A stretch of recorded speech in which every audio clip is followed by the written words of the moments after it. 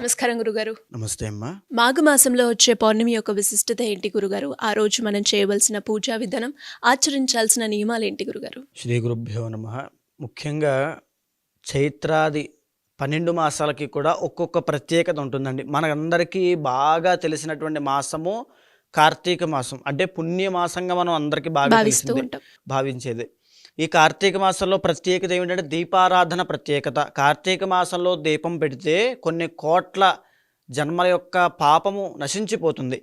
అదేవిధంగా మాఘమాస ప్రత్యేకత నదీ స్నానము, సముద్ర స్నానము ప్రత్యేకత. ఎవరైతే ఈ మాఘమాసంలో నదీ స్నానము కానీ, అంటే గంగా నదీ స్నానం కానీ, పుణ్యనదీ స్నానం కానీ, సముద్ర స్నానం కానీ ఆచరిస్తారో పాపము మహాపాతకములని కొన్ని ఉంటాయి, ఉపపాతకములని కొన్ని ఉంటాయి, సురాపానము బ్రహ్మహత్యా పాతకములని కొన్ని ఉంటాయి. అంటే ఘోరమైనటువంటి పాపరాశుల్ని కూడా వాటిని డివైడ్ చేసి పెట్టారనమాట. గురు యొక్క పత్నిని మనం వేరే విధంగా చూడడమైనా, గోవుని చంపడమైనా, బ్రాహ్మణుల్ని హింసించడమైనా, కన్యాదానము అంటే కన్యని అమ్ముకోవడం, అంటే కూతుర్ని కట్నం కోసం అమ్ముకోవడమైనా, ఇలాంటివన్నీ కూడా వారి వారి యొక్క పాపం వల్ల విభజించబడ్డాయి. అంటే మాంసము తినడము, ఇవన్నీ కూడా సురాపానము, ఇవన్నీ కూడా. అయితే వీటిని ఆధారంగా ఈ సురాపానము, బ్రహ్మహత్య, మహాపాతకములు, ఉపపాతకములు అన్నీ నశించిపోవడానికి మాఘమాసంలో పౌర్ణమి నాడు కనుక సముద్ర స్నానం ఆచరించినట్లయితే దానికి ఉన్నటువంటి పాపరాశి, మన శరీరానికి ఆత్మకి ఉన్నటువంటి పాపరాశి, శరీరానికి పాపరాశి అంటే ఆరోగ్య సమస్యలు, మనకున్నటువంటి పాపరాశి మన కర్మ, చేసిన కర్మ అంతా కూడా నశించిపోతుందండి ఖచ్చితంగా. అయితే ఈ మాఘ పౌర్ణమి నాడు ఎప్పుడు స్నానం చేయాలో కూడా శాస్త్రం చెప్పింది. అంటే జనరల్గా స్నానం చేయాలనుకుంటే చాలామందికి దగ్గరలో నది ఉంది అనుకోండి, నదిలో స్నానం చేయొచ్చు. లేదు, నది లేదు, బావిలో స్నానం చేయొచ్చు, చెరువులో స్నానం చేయొచ్చు. నది లేదా పుణ్య నది, గంగా నది, సముద్ర స్నానము, ఇవన్నీ కూడా స్నానం చేయడానికి అనువైనవి, పుణ్యప్రదమైనవి. దగ్గరలో నది ఉంటే నదిలో స్నానం చేయండి, సముద్రం ఉంటే సముద్రంలో స్నానం చేయండి. ఏ సమయంలో చేయాలి అని అంటే ఉదయం బ్రహ్మ ముహూర్తంలో, అంటే సూర్యోదయానికి 96 నిమిషాలు వెనక్కి వెళ్ళి అక్కడి నుంచి వచ్చేటువంటి 48 నిమిషాలు కూడా నదిలోనే స్నానం చేయాలి, అక్కడే ఉండాలి. అది స్నానం అంటేనండి. అంటే ఏదో వెళ్ళి 3 ముడుగులు వచ్చి పైకి వచ్చేయడం కాదు. 48 నిమిషాలు స్నానం చేస్తే దాని యొక్క ఫలితం అందుతుంది అని శాస్త్రం చెబుతోంది. దీంతో పాటుగా ఈ మాఘమాసం అనేటువంటి చాలా ప్రత్యేకమైందండి. ఎందుకంటే మాఘమాసము, మాఘ అంటే పాపాన్ని నశించేది, పాపాన్ని ఇవ్వనిది అని అర్థం వస్తుంది. సో ఈ మాఘమాసంలోనే మనకి ఎన్నో రకాల పుణ్యతిథులు వచ్చాయి. రథసప్తమి ఉదాహరణకి మనం చెప్పుకున్నాం. అదేవిధంగా శ్రీపంచమి, సరస్వతి వాగ్దేవి అమ్మవారి యొక్క జయంతి శ్రీపంచమి. తరువాత భీష్మ అష్టమి, భీష్మ ఏకాదశి, అంటే విష్ణు సహస్రనామాన్ని సాక్షాత్తుగా ప్రపంచ మానవాళికి అందించినటువంటి భీష్ముడు ఆ రోజునే పరమపదం చెందాడు. అదేవిధంగా మాఘ బహుళ చతుర్దశి నాడు మహాశివరాత్రిగా శివుడి యొక్క ఆవిర్భావనగా మనం జరుపుకుంటూ ఉంటాం. ఈ విధంగా చూసుకుంటూ ఉన్నట్లయితే ఈ మాఘమాసానికి ఎంత ప్రత్యేకత ఉందో మీకు కూడా అర్థమవుతుంది. సూర్యభగవానుడు, వాగ్దేవి, భీష్మ ఏకాదశి, అదేవిధంగా ఈ యొక్క మహాశివరాత్రి, మధ్వానవం, ఇవన్నీ కూడా ఉంటాయి.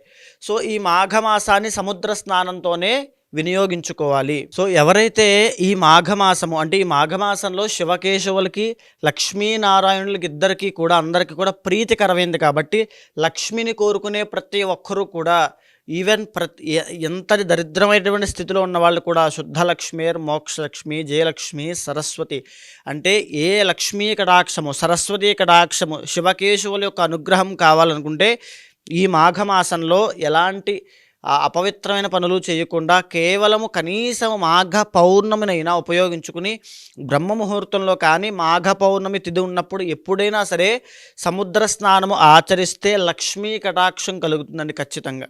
అయితే ఎలాంటి ఏ నదుల్లో స్నానం చేయడం వల్ల ఏ ఫలితం దక్కుతుందో కూడా మనకి శాస్త్రంలో చెప్పబడింది. మాఘ పౌర్ణమి నాడు ఎస్పెషల్గా ఇంట్లో పెద్దవాళ్ళు వేడి నీళ్ళతో కనుక స్నానం చేయగలిగితే దానివల్ల సంవత్సరం పాటు పుణ్యనదిలో స్నానం చేసిన ఫలితం దక్కుతుంది. అదేవిధంగా బావి నీళ్ళల్లో కనుక స్నానము చేస్తే 12 సంవత్సరాలు పుణ్యనదిలో స్నానం చేసిన ఫలితం దక్కుతుంది. చెరువులో కనుక స్నానము చేస్తే 24 సంవత్సరాలు పుణ్యనది స్నానము చేసిన ఫలితం దక్కుతుంది, సాధారణమైన నదిలో స్నానం చేస్తే. అదేవిధంగా పుణ్యనది స్నానం అంటే ఏదైనా ఒక గోదావరి, కృష్ణ అలాంటి వాటిల్లో కనుక స్నానం చేసినట్లయితే 9600 సంవత్సరాలు పుణ్యనది స్నానము చేసిన ఫలితం దక్కుతుంది. ఇకపోతే సంగమ స్థానాలు అంటే ప్రయాగరాజ్ ఉన్నాయి చూసారా, ఇలాంటి వాటిలో కనుక స్నానము చేయగలిగితే 38,400 సంవత్సరాలు పుణ్యనది స్నానము చేసిన ఫలితం దక్కుతుంది. గంగానదిలో స్నానము చేస్తే 3,84,00,000 సంవత్సరాలు పుణ్యనది స్నానం చేసిన ఫలితం దక్కుతుంది.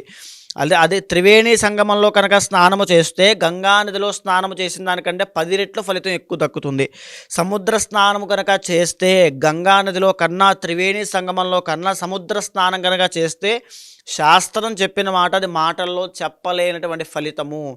ఈవెన్ ప్రతి ఒక్కరికి కూడా ఎంతటి దరిద్రంతో బాధపడే వాళ్ళకైనా మాఘ పౌర్ణమి అనేటువంటి అద్భుతమైనటువంటి ఉపశమనం కలిగించేటువంటి రోజు. అదేవిధంగా ఈ మాఘమాసంలో వచ్చేటువంటి అమావాస్యకి కూడా పితృతర్పణాలకి పితృకర్మలకి వాటికి కూడా చాలా ప్రత్యేకమైనటువంటి తిథిగా ఆ రోజు చెప్పుకుంటాం. ఇప్పుడు మనం మాట్లాడుకునేటువంటి పౌర్ణమి గురించి కాబట్టి ఆ రోజు చేయవలసిన పనులు ప్రత్యేకంగా ఉదయమే బ్రహ్మ ముహూర్తంలో నదీ స్నానము కానీ సముద్ర స్నానం కానీ ఖచ్చితంగా ఆచరించండి. ఒకవేళ మీ ఇంటి దగ్గరలో కానీ మీ చుట్టూ పరిసర ప్రాంతాల్లో కానీ ఎక్కడ నది కానీ సముద్రం కానీ లేక మీరు వెళ్ళలేక ఆ పరిస్థితుల్లో ఉండి ఖచ్చితంగా స్నానము చేయాలి అని తహతహలాడుతూ ఉన్నట్లయితే నేను చెప్పినటువంటి మంత్రాన్ని చెప్పుకుంటూ మీ ఇంట్లో ఉన్నటువంటి మీరు స్నానం చేసే నీళ్ళమైన చెయ్యి వేసి ఆ మంత్రాన్ని చెప్పి అభిమంత్రించి ఆ తరువాత స్నానము చేస్తే పుణ్యనది స్నానము చేసిన ఫలితం మీకు దక్కుతుంది. ఆ మంత్రాన్ని చెబుతాను, శ్రద్ధగా వినండి. గంగే చయమునే చైవ గోదావరి సరస్వతి నర్మదే సింధు కావేరి జలే అస్మిన్ సన్నిధం కురు. ఇది ఆ మంత్రము. ఈ మంత్రాన్ని ఒక 3 సార్లు చెబుతూ ఆ చెయ్యి మీరు స్నానం చేసే నీళ్ళపైన వేసి కనుక అభిమంత్రించి స్నానము చేస్తే పుణ్యనది స్నానం చేసిన ఫలితం దక్కుతుంది. అదేవిధంగా ఆ రోజున ఉపవాసం ఉండి మీ ఇష్టదైవ ప్రార్థన చేసిన లేదా దగ్గరలోని శివాలయానికి వెళ్ళి పంచామృతములతోనూ ఆవు నేతితోనూ అభిషేకం చేసి ఆవు పెరుగుతోనూ అభిషేకం చేస్తే గొప్ప ఐశ్వర్యం పడుతుంది. ఎవరికైతే రుణ బాధలు ఉంటాయో అండి, లక్ష్మీ కటాక్షం కావాలి, ఆనందం కావాలి, సంతోషం కావాలి, కుటుంబ సమస్యలు తొలగిపోవాలనుకుంటే ఆ రోజున శివుడికి పంచామృతాలతో ఎస్పెషల్లీ ఆవు పెరుగు ఆవు నేతితో అభిషేకం చేస్తే ఉన్నటువంటి సమస్యలన్నీ తొలగిపోతాయి. అందులోనూ మరీ ముఖ్యంగా ఆ రోజు శివుడికి అభిషేకం చేసేటప్పుడు తిల్లలు అని ఉంటాయండి, అంటే నువ్వులు అని అర్థము. చాలామంది ఉన్నటువంటి అపోహ ఏమిటనంటే తిల్లల్ని మనం ముట్టుకుంటే దరిద్రం అని లేకపోతే చేతికిస్తే దరిద్రం అని భావిస్తూ ఉంటారు. అలా కాకుండా తిలలు విష్ణు స్వరూపాలండి, విష్ణు యొక్క స్వేద బిందువులే తిలలు. కాబట్టి ఆ తిలలు ఈశ్వరుడికి కూడా చాలా ప్రీతైనవి. ఆ రోజున అభిషేకం చేసేటప్పుడు తిలలతో కూడా అంటే నల్ల నువ్వులతో సహా శివుడికి అభిషేకం చేసినట్లయితే, ఇంకా చెప్పాలంటే అపమృత్యు దోషం ఉన్నవాళ్ళు, మాకు విపరీతమైన ఆరోగ్య సమస్యలు ఉన్నాయి, లేకపోతే మా ఇంట్లో కుటుంబ సభ్యుల్లో ఒక పెద్దవారికి వృద్ధులకి ఇంకా హాస్పిటల్లో ఉన్నారు, వెంటిలేటర్ మీద పెట్టారు అనేటువంటి స్థాయిలో ఉన్నప్పటికీ కూడా నల్ల నువ్వుల నూనెతో కానీ తిలలతో కానీ మాఘ పౌర్ణమి నాడు అభిషేకం చేయిస్తే కనుక వారి ఆరోగ్యం కుదుటపడుతుంది. వాళ్ళు ఆ స్థాయి నుంచి పూర్ణ ఆరోగ్యంతో బయటకు వస్తారు, ఆయుష్ పెరుగుతుంది. అయితే ఆ రోజున తిలదానం చేయడం కూడా శని యొక్క దోషాన్ని పోగొట్టుకోవడానికి గొప్ప ఉపశమనం కలిగించేటువంటి రోజు. దీంతో పాటు ఆ రోజున మాఘ పౌర్ణమి నాడు సాయంత్రం వేళ కూర్చుని విష్ణు సహస్రనామాన్ని కనుక పారాయణ చేసినట్లయితే ఉన్నటువంటి దరిద్రము ఏ నక్షత్రం అయినా ఏ రాశి అయినా ఎవరైనా సరే విష్ణు సహస్రనామ పారాయణ వల్ల గొప్ప ఉపశమనం కలుగుతుందండి. ఉదాహరణకు మనం చూస్తే కనుక ఈ 12వ తారీఖుకి బాలేనటువంటి రాశులు కుంభరాశి వాళ్ళకి బాలేదు, తులారాశి వాళ్ళకి బాలేదు, మీనరాశి వాళ్ళకి ఈ వార ఫలితాలు బాగాలేదు. ఈ 3 రాశుల వాళ్ళు ఎస్పెషల్గా విష్ణు సహస్రనామ పారాయణ చేయండి, ఏకాదశి రుద్రాభిషేకం చేయించండి, అందులో తిలలతో సహా చేయించండి, అద్భుతమైన ఫలితాలు చూస్తారు. ధన్యవాదాలు గురుగారు. నమస్తే అమ్మ.